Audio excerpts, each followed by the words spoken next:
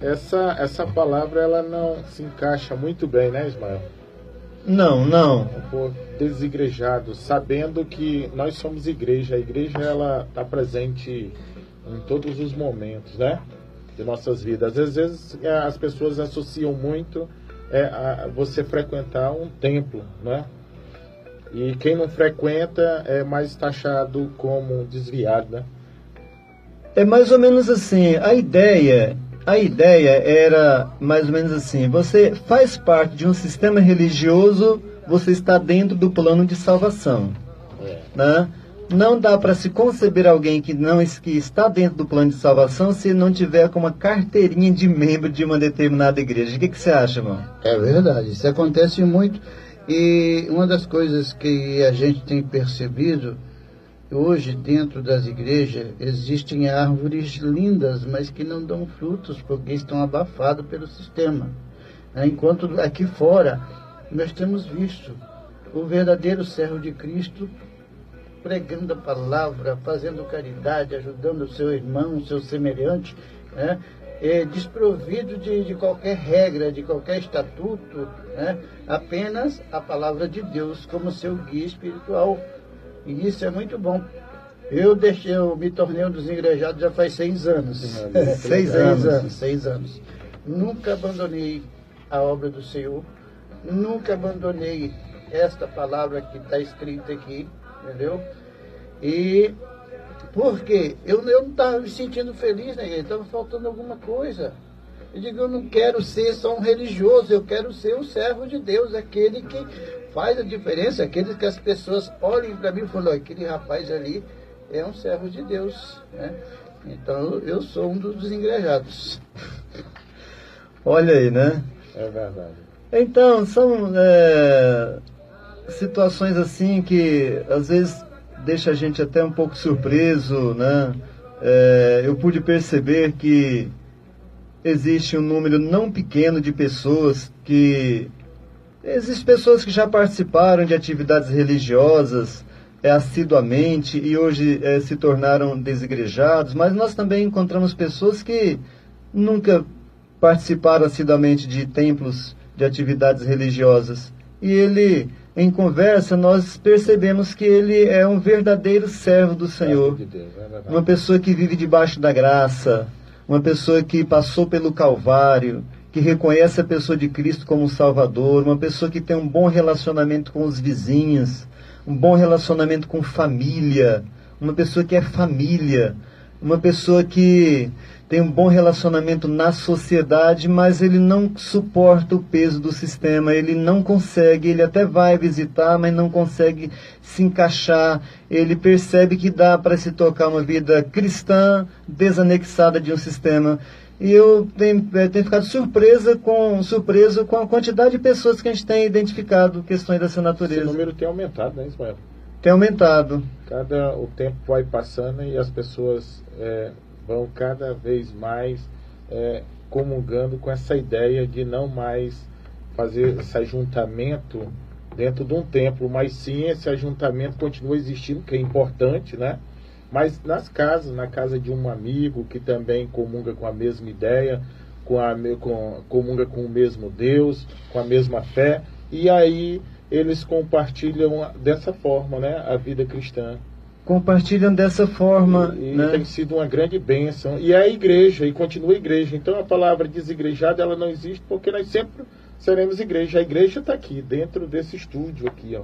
Exatamente. Então, às vezes, esse tipo de pessoas é taxado como desigrejado pelo fato de que acharam por bem servir a Deus desanexado de um sistema religioso e já receberam o nome de desigrejados. Mas a gente vai conversar e você percebe que existe a essência do evangelho na vida dessas pessoas. É verdade. E tem muitas pessoas, Ismael, que às vezes até frequenta algum templo ainda, ele não consegue se encaixar, mas por não conseguir ainda entender que ele pode muito bem servir a Deus com outro grupo, né, nos lares, nas casas, com amigos, ele, devido talvez ter sido ensinado, eu não sei, né, ele acha que ele precisa, é algo que vai forçado, ele não vai de forma espontânea, e aí frequenta às vezes ainda o templo, mas ele pode sim, né, irmão? Com certeza, ele não precisa estar ali no templo, ali de manhã, de noite, de tarde, de madrugada. E o que ele precisa é fazer a obra de Deus. Isso ele precisa. E hoje as igrejas, no sentido geral, taxam muitas pessoas como desviado. Eu considero desviado alguém que abandonou o caminho e seguiu para outro. Exatamente. O desigrejado não pode ser caracterizado como desviado. Não. De jeito nenhum, porque ele deixou de frequentar uma identidade, né? No caso ali, a igreja. Mas ele continua fiel aos propósitos de Cristo. E ainda pior ainda, às vezes ele até é taxado de apóstata, alguém que apostatou da fé, desacredita da fé, simplesmente porque deixou de participar de um sistema religioso, mas continua mantendo a fé, né, continua praticando a fé, às vezes é taxado como desviado, né, e algo do tipo. Só que, Ismael, é assim, se ele não estiver dentro de um templo e seguindo todos aqueles ensinamentos, tendo uma vivência conforme os parâmetros, né, que aquela determinada religião impõe, ele não se encaixa como um salvo, ele não se encaixa como uma pessoa que desfruta das bênçãos e da graça de Deus.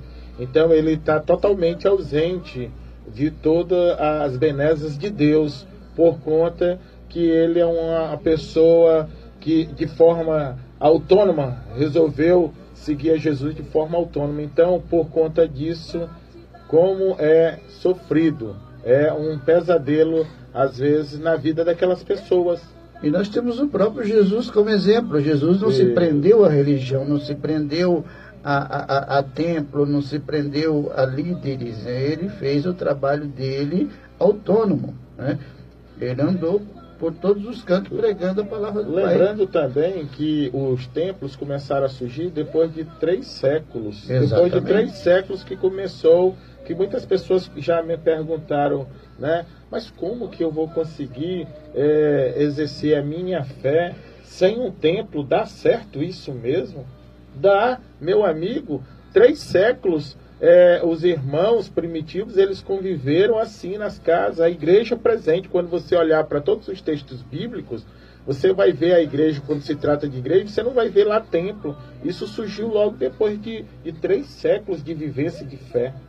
Inclusive, nós temos um texto que fala sobre essa questão do templo, um texto um pouco meio pesado, e vamos estar lendo, né, a palavra de Deus, né?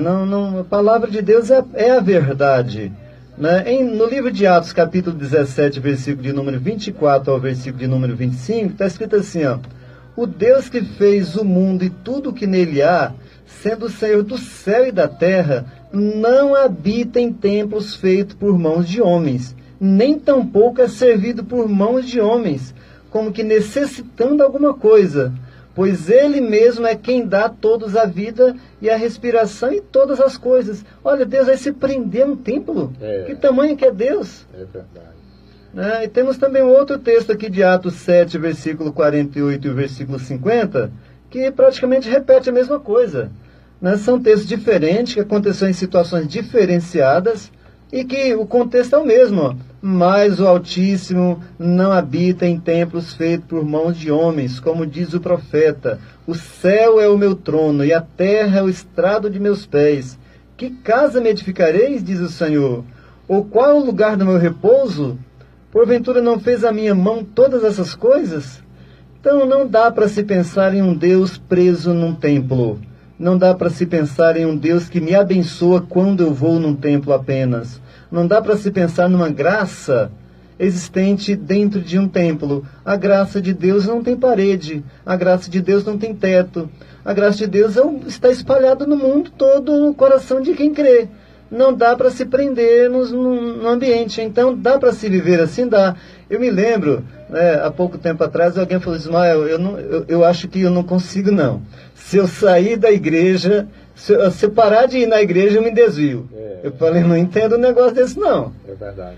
Não é que alguém para de ir na igreja e ele se desvia dos caminhos do Senhor, ele deixa de estar na presença do Senhor. Dá para entender um negócio desse? É meio difícil, porque quem está nos caminhos do Senhor não se desvia de forma nenhuma, né? Independente de ele estar ali congregando num templo ou não.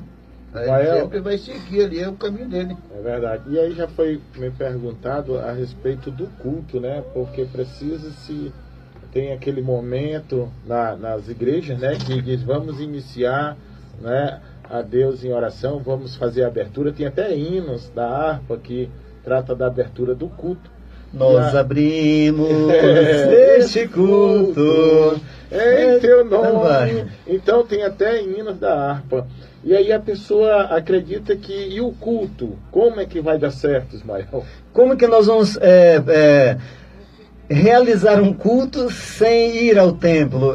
Como que se pode processar uma situação dessa? Dá para ter um culto sem templo? O que você acha? É complicado, né? O que é culto? O que é culto, exatamente? Será que culto é somente aquele momento de 1h30 que você, né, se dedica a Deus? Ou será que você cultua a Deus o tempo todo? Ao acordar, ao dormir, no trabalho, no lazer... onde você estiver, será que você não tem prestado o teu culto a Deus? Ou somente naquele momento lá no culto ao ar livre? Ou somente no culto na congregação, no templo, aonde você frequenta, que você faz o seu culto a Deus? Eu entendo que o culto é toda prática que venha a glorificar o nome do Senhor. Toda e qualquer prática, no seu andar, no seu deitar, no seu levantar, na hora do jantar, na hora do almoço que você toma ali o seu alimento, que você agradece a Deus por ele, quando você dá um abraço na sua esposa, né, e pronto, quando você abraça os seus filhos, você está cuidando da sua família, quando você manda uma mensagem para alguém, né, que está precisando de uma mensagem, tudo que você faz que eleva o reino de Deus, você está prestando um culto a Deus. Isso é culto. Culto você faz 24 horas. O que você acha, Antônio? Eu concordo plenamente. Porque culto quer dizer cultuar. Né? Cultuar a Deus, você cultua a Deus o dia todo. Desde o momento que você levanta, que você toma seu café, que você vai para o seu trabalho, que você está andando, você está cultuando a Deus. Inclusive eu penso que o cristão verdadeiro deve cultuar a Deus em tudo que faz. Com certeza, hein? Com certeza. Em tudo que faz, deva servir de culto. Deus diz, dai-vos graça em tudo que receberes.